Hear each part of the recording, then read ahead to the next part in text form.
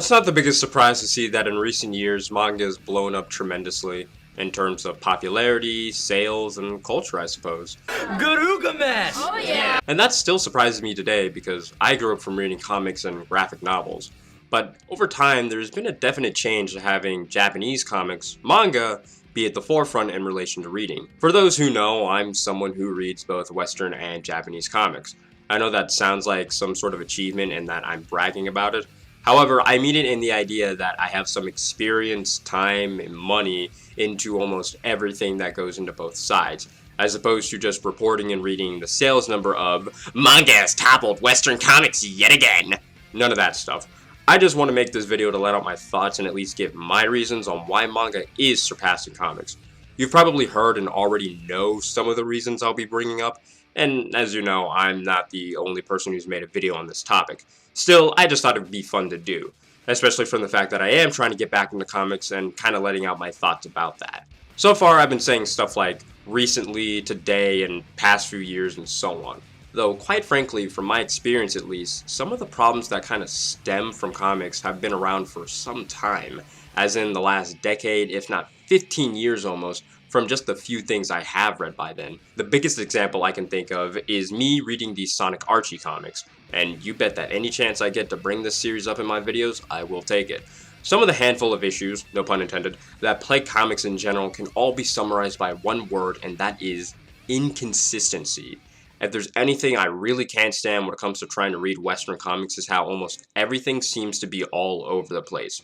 For Sonic's case, every other issue was just different, be it a different writer than before who may do things drastically different than what you're used to, a separate artist whose style you may not like personally, eventual retcons to some degree, changing lore and history of what was previously established, and weird-ass character development and/or derailment and reboots. It's just crazy. I know I usually say that I kind of like some of these stories for how crazy they can get, but I would be lying saying that it's not ultimately a mess and hella confusing, especially when you're trying to get into it for the first time and don't really know where to start.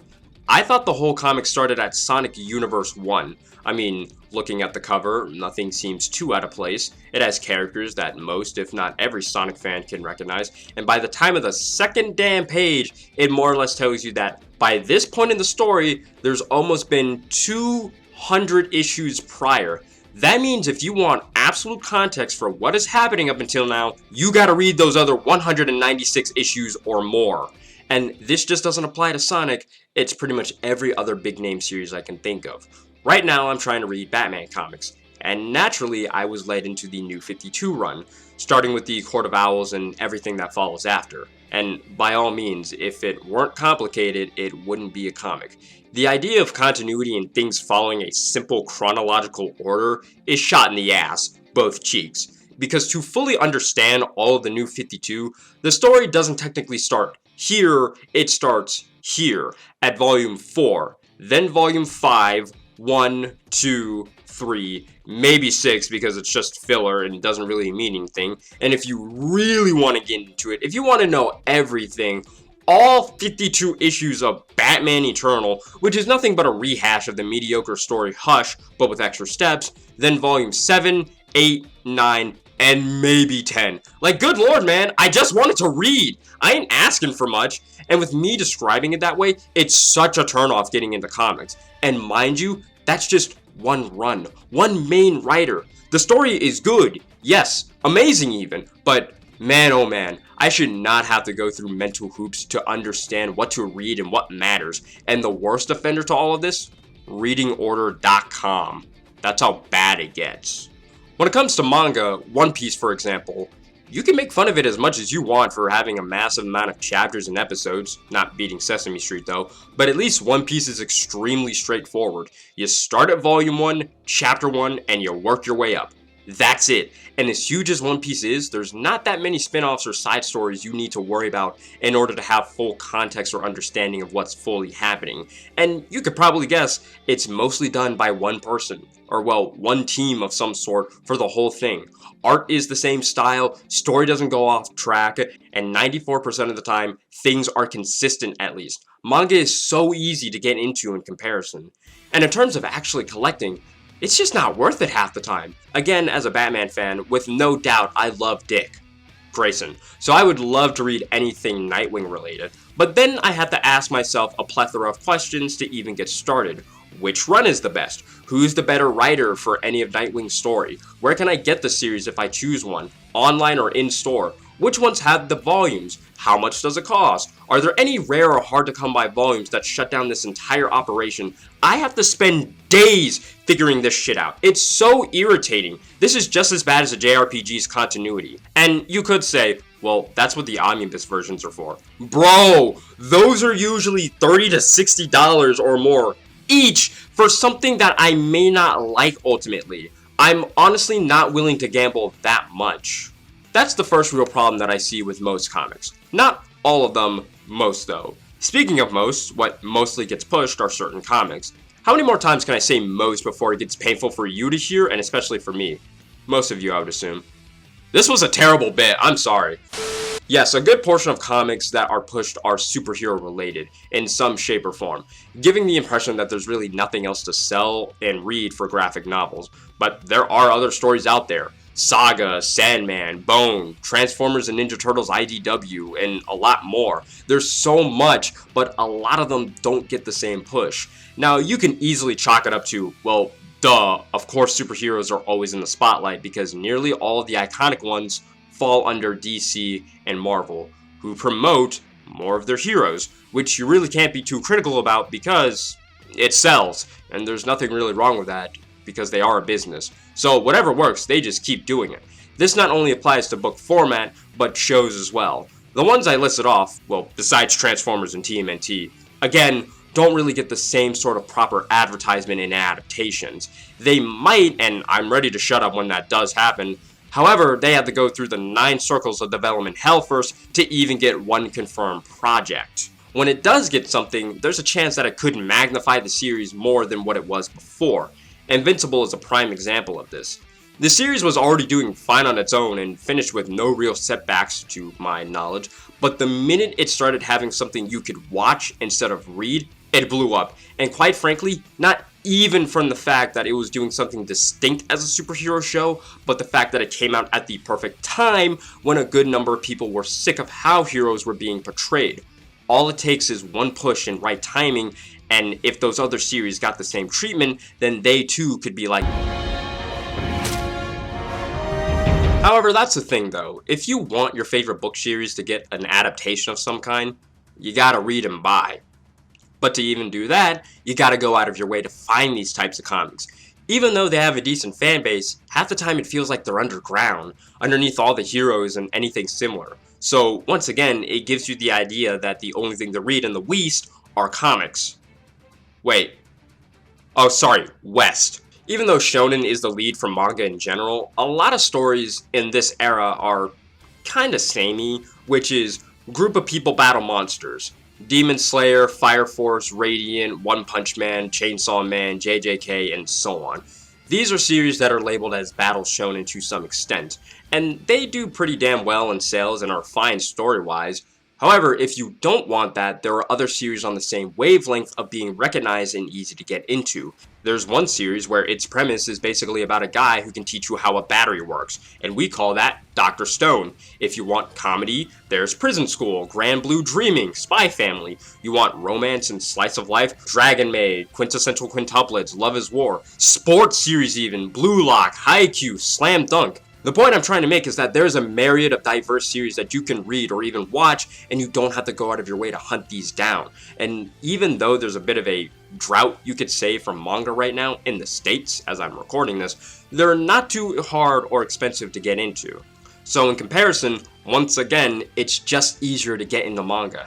Now, you could probably knock off that last bit, seeing that yeah, nowadays anime and manga is practically mainstream, so of course people are going to be more exposed to it and try and get into it more by some means. But hey, refer to what I just said and the reasons on why they would.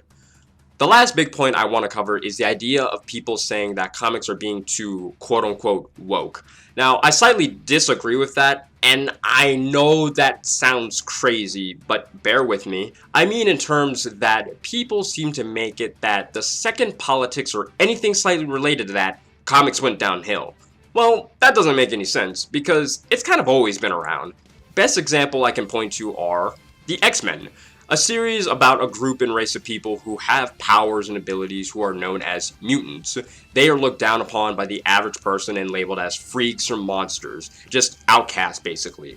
And of course it's always been about how the mutants are just like everyone else, but different. That's it. Now take one of the biggest shonen within this era that has been wildly influenced by Western comics, and you get My Hero Academia. A series about a boy who's in the percentage of not having powers and is looked down upon by some, and as well as having a literal class of people with quirks that are named mutants, who also have to go through some problems as well for how they look or behave differently. The stories are not one-for-ones, yes, and what was the point of bringing them up and making the comparison? To tell you that politics and societal issues have always been in comics and have even influenced some manga today. That's not the problem, of course. The real problem lies is when those politics, the writer's very personal viewpoint and agenda, somehow become the focus of the story when that wasn't the reason the reader picked up the book. If you were to ask someone, out of the two options that they have for reading right now, which would you want? A story that actually gets to the point and sells you the genre you bought and were looking for, or another book that might do that after we get through a handful of prolonged moments and dialogue and thoughts that you really don't care for. And with no hesitation, anyone would pick the first option. A lot of comics seem to have it backwards from having the woke aspect as its forefront and using that as a springboard to try and sell you something. Don't make a big deal of having a female protagonist and having that be her only trait, or having a character that can represent LGBTQ and having that be their personality and nothing else. That's just bad writing, and a simple high school level English class can teach you that, and yet there are people who are probably getting paid to write that. The worst part about it is that those writers can't take any criticism. It's crazy to think that mangaka are pretty much known for having insane and wicked schedules, practically no sleep throughout the week, back problems worse than a woman who looks like this, and are in constant fear that if they are not the talk of the town for at least a month, they will most likely be fired, and they gotta deal with some stupid and annoying fans from time to time. And after all of that, they are some of the most humble and level-headed people. I don't know if it's due to them trying to keep up a positive image for themselves or the company they work for, but hey, it works clearly. And compared to over here in the States, you say one bad thing, just one thing that's not seen as positive towards the writer or even artist, they lose their mind. Like, how dare you critique my work? Am I the only one who understands the complexities of this ambitious masterpiece? This work isn't stupid. You're stupid. It's either that or they just say some really weird outlandish shit that doesn't do them any good, which sometimes reflects upon their works, like The Dark Knight Returns. Literally the story that not only set Batman, but hundreds of comics back on their feet and showed the world that they could be more. But that's just from part 1. You really don't hear too much about part 2 or 3, because most Batman fans can universally agree that Frank Miller, the writer, by that point was a bit crazy, and it certainly showed. Hearing that the author and writer aren't necessarily in the right mind space, yeah, that doesn't lead people into wanting to read anything or sales going up. Now, not every mangaka is an angel. There have been a few that aren't the prime example of being perfect, but as backwards as this sounds, the plus side is that they stay silent on Twitter most of the time, so they can't really make a fool of themselves for anyone else to see. After all of that, those are really the main points I wanted to touch upon on why manga is surpassing comics. This complete chore of always having to find out what you can even read to begin with, and yet still having levels of inconsistency that don't really favor too many new fans, either by stock or price, stories that only favor certain groups of people, plots that go off track and glorify very simple ideas and concepts that aren't even executed all that well, and writers that present themselves as crazy. And from that, it's no longer the biggest shock to see why manga is doing better for not having those problems to that extreme level. And you want to know the absolute best part about all of this, even with the multiple reasons that I brought up and probably didn't bring up from this video on why comic sales are dropping and manga it sees them to this day, the best part is most manga is pirated. And there you go. Checkmate, atheists. What are you gonna do now? Now, mind you, not every single comic series is as bad as I'm making it out to be. Like, with the new 52 Batman, again, me and my friends love it. But for me personally, you gotta go through so much to even properly start it. It was with me trying to get started on Green Lantern. There's a lot you gotta cover, and it's just so ridiculous and daunting that I just said, never mind, maybe some other time or in another timeline. For me personally, I've recently been sticking to what I at least know. I finally got into the Sonic IDW series, and I'm also reading TMNT from IDW as well. Good stuff. It's all a matter of finding out what you like and really going from there. But honestly, yeah, I will be growing more of a manga collection than a comic one. And that is the video on why manga is surpassing comics. Again, this is really nothing new in this day and age, but, you know, for me, my shelves have been getting a lot more comics, and I've been realizing, you know, why don't these sell well? They're good stories, but then it's just like, well, basic common sense can just tell you on why they're just not doing as well as they used to. It's pretty unfortunate. So, yeah, I mean, that's pretty much it. I don't think this time I really have, you know, anything to ramble upon, but let me know what you think in the comments below. You know what to do with all the links that I provide and everything of the sort. Thank you for watching. That's greatly appreciated, of course. Have a great day, have a great night, and everything else, you know what to do.